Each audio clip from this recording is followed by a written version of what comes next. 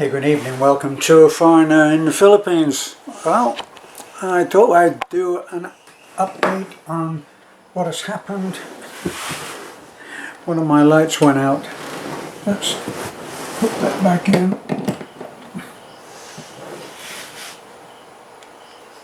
Okay. Right, back to the subject. And a lot of interest obviously was in what has happened with our Taliklik. Now, we had many people who are educated in the subject of abuse, and many of our subs had actually had experience in helping in abuse centres, what used to be called homes for battered women, battered wives. And they were adamant in their view that what had happened with Taliklik, and I have to say that because I was there on the spot when she walked in the door, and the difficulty that we had, when she came in, she was already late for dinner. We were all at the dinner table, and then I'd no sooner had I said, "Where's Taliklik?" that there was a knock on the door, and we sent Lovely, and she opened the door, and we heard Taliklik come in. Right, we're in the kitchen dining room, and Taliklik went into the CR, that's the bathroom for you foreigners, and then what followed then was a long wait of waiting, because Taliklik is late for dinner. It's not normal, for whatever you may think, it's not normal for her to be out after dark by herself, or when I say by herself, in the company of anybody. So we waited and waited, and then eventually it began to be, something isn't right. So we not by force, but we made it so that she had to come out. And when she came out, she was covering herself very conveniently in the mask. And finally it had a good use. So we realized that something wasn't quite right. We couldn't really see that well. Don't forget that she's got long hair, and the long hair comes down like this. So she was pretty well covered. Anyway, to cut the long story short, we actually got to see what had happened, and then it's down to trying to get, how did you come by injuries like this? Now, I went over and got the first aid kit. Meantime, Beth has sent for Lena. Lena has come back. She is looking at Taliklik and is furious, and everybody's angry with Taliklik because she stayed out, and now it's one of those things of, now look what's happened. See, when you stay out, this is what happens to you, and you're almost angry because the kid has been hurt. Well, a lot of tears and a lot of pain. I dressed the wounds as best I could. What can you do? You can't do the Invisible Man makeup and bandage the kid's face. Still got to be able to function. So we cleaned up as best we could, and put some dressings on where we could. But her face, the cheek was very swollen.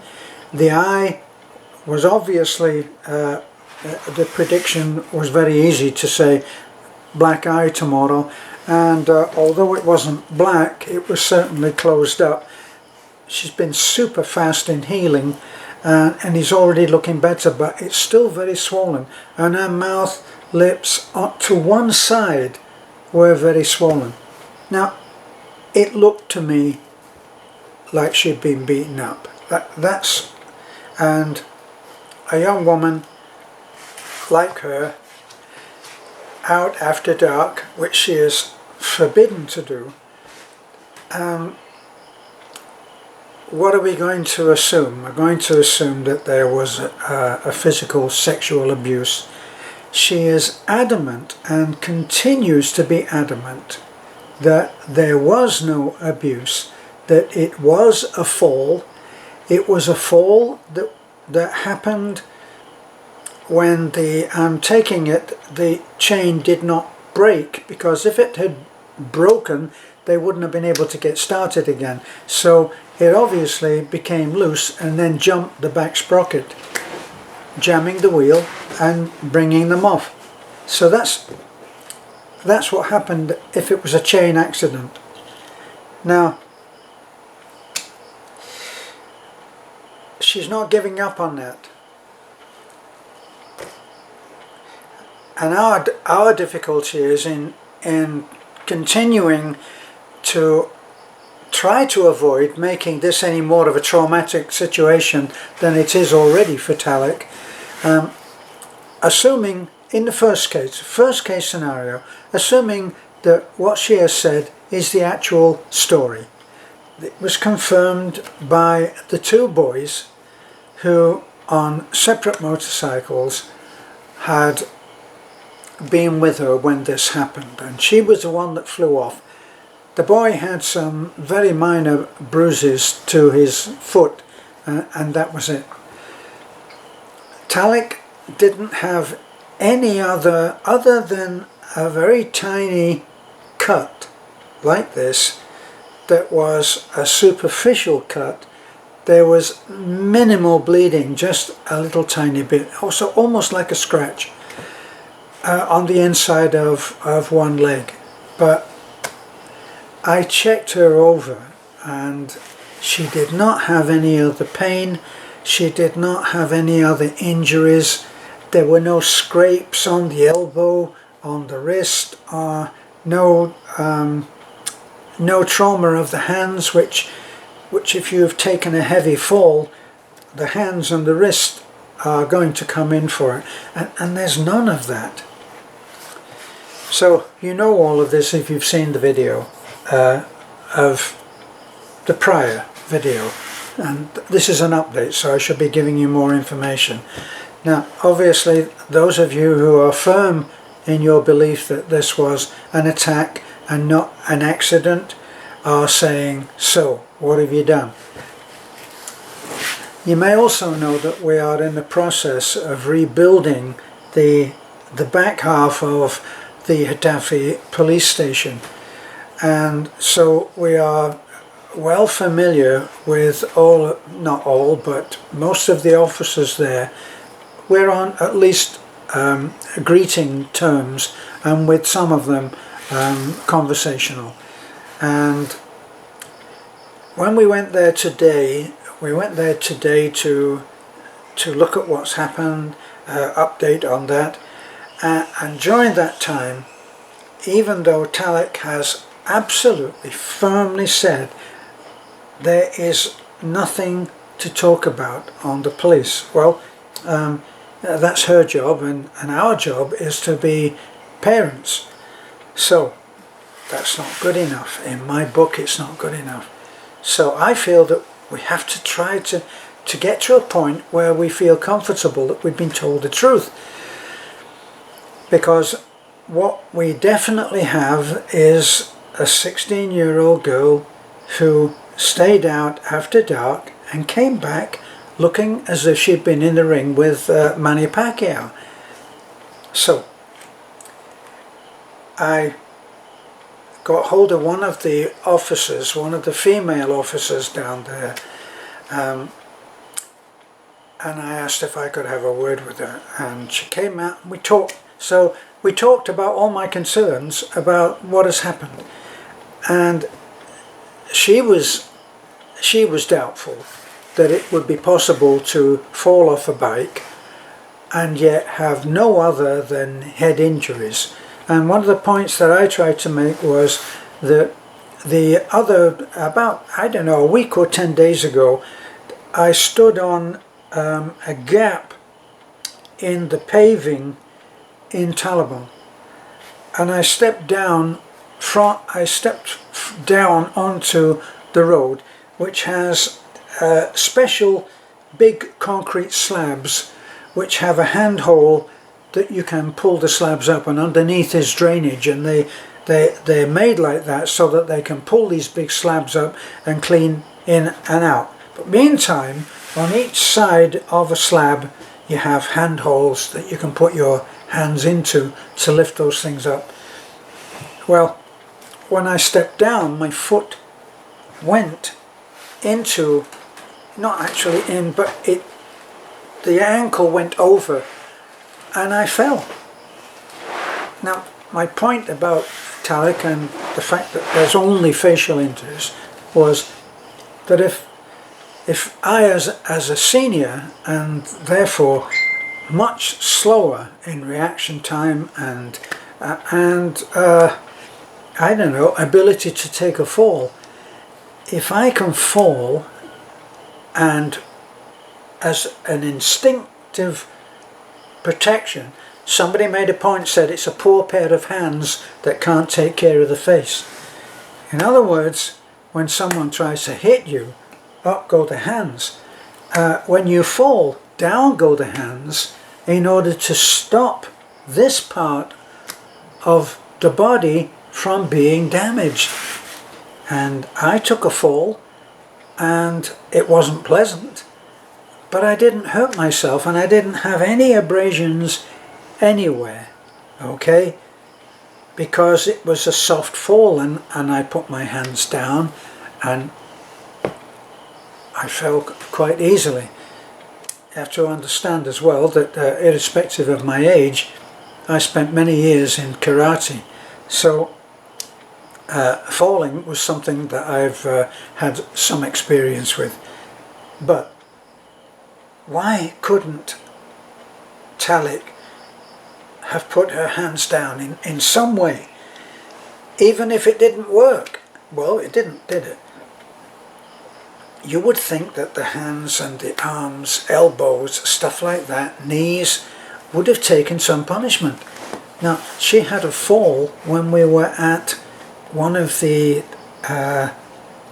our little resort things. We'd taken a load of, in fact it may have been my birthday. She took a fall then and her knees were quite badly scuffed up. In fact, that was another first aid job of attending to these bad scrapes on her knees, which I've only just finished feeling. So looking at what can we do? Now, bottom line is that the police officer has said, and this is where we come up against different areas and different districts. We live in the Taliban area and we are doing the repairs, rebuilding of the police station in Atafi. So this, strictly speaking, is out of the jurisdiction of the Atafi police. But when I spoke to the officer, I wasn't making an official complaint. I was running it by someone who must have asked questions of people who don't want to tell the truth, and must be experienced in doing that, must have some kind of training. I was hoping that she may have had some abuse training, because if anybody was raped and came into their station, then she may have been one of the people that would talk to the victim about what happened in order to get the truth. So she's agreed that we should try to do that, and she's offered to come up to the house and talk to Talik in a kind of a semi-official thing, because then depending on what her feelings are, how, you know, what her intuition is when she talks to Talik, then we may go to Taliban and make some kind of an official, not complaint, but get a report on it, so that it can be noted that our kid did turn up after dark looking as if she had been beaten up. So as even acting parents, we need to know what's happening. Now, this is always a bone of contention to the idiots, saying, well, Terence is not allowed to, it's against the law to adopt, he can't adopt. When we talk about our adopted kids, we are talking about those kids who, for various circumstances, come to our notice, need our help, and when the association is long lasting, then they feel like adopted kids to us. Now, Taliklik, what's my relation to Taliklik? About maybe 7 years ago now, Talik's father died. She wasn't close to her father and has never shed a tear. But as soon as I came, she was only a little kid then, and she came and she used to help. She used to help me to build this house. She would come and hold screwdrivers and hand me tools, and she would just come and be with me, and we used to go on the motorcycle and all stuff like that. So I really became, I'm the nearest thing that she's got to a father, and she calls me Daddy Terence, as many kids do.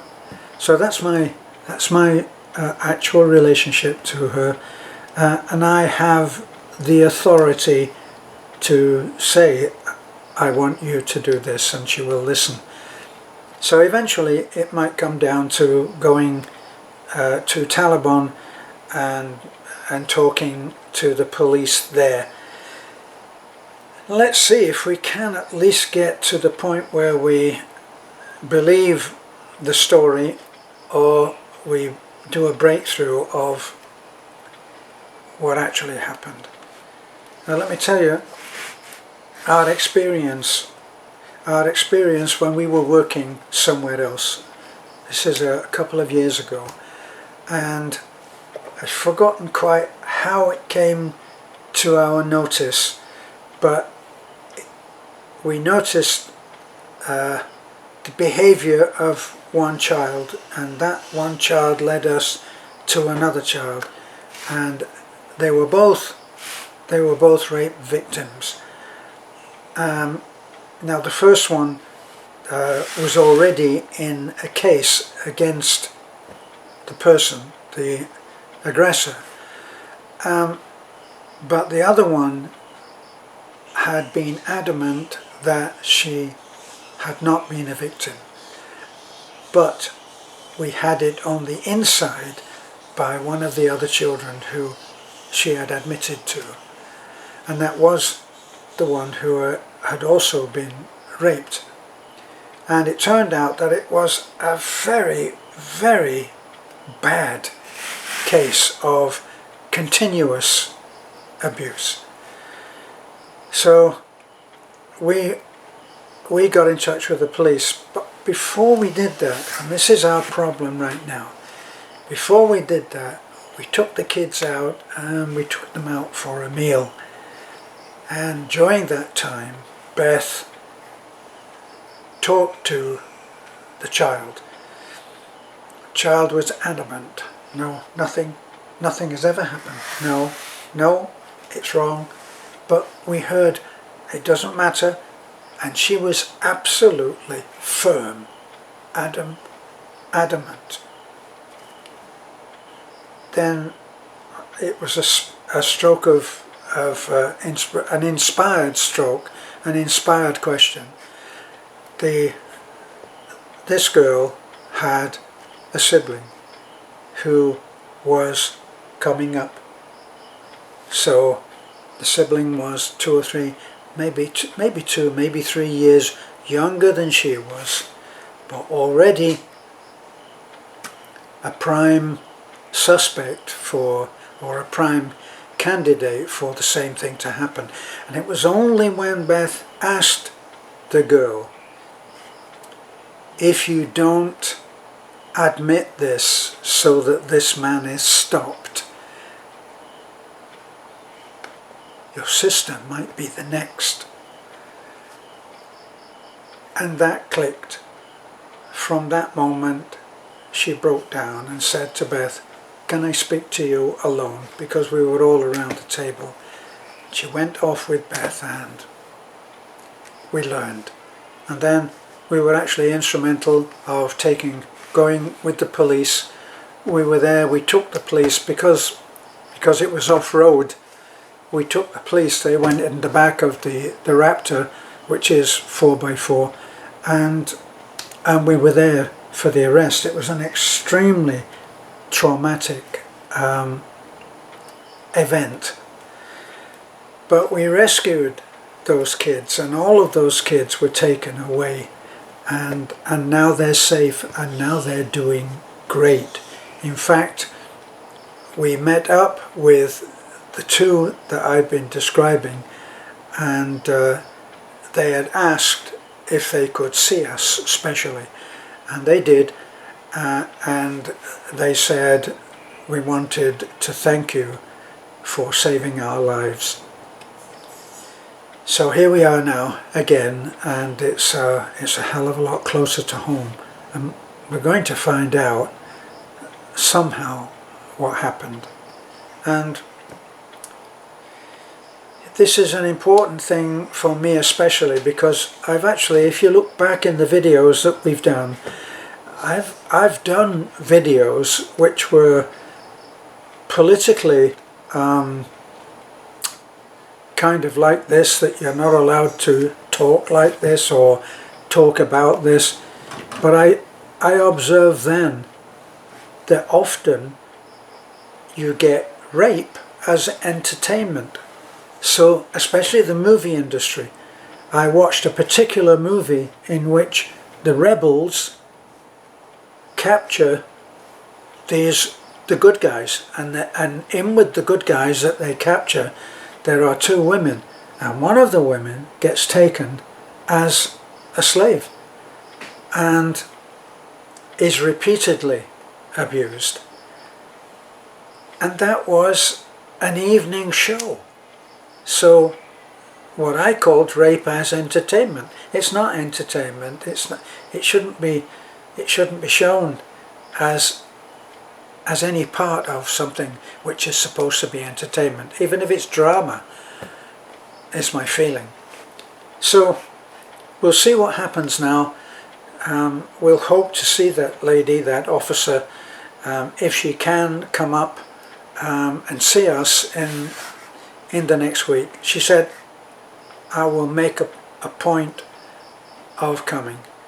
So she's going to come and she'll talk to Talik here, and Talik either will or will not tell us what happened, or she will affirm that what she has told us is what happened. Thanks for being interested in this. It of course is an enormous amount of upset for us, because it's not over, where Talik is in our company and she's bashed up, which is a trauma to see anybody that you love bashed up like that. And we're just hoping that this is not going to be the encouragement that someone who may or may not have done this as an attack might think that he can get away with it again, because that is what happens. That's what happened to the other child. Didn't end with one time or two or three or four. Hard to even, for normal thinking people, hard even to visualize how that could be. So thanks for being with us and for being concerned. It's a subject that should be talked about. That's my take on it. And bye for now.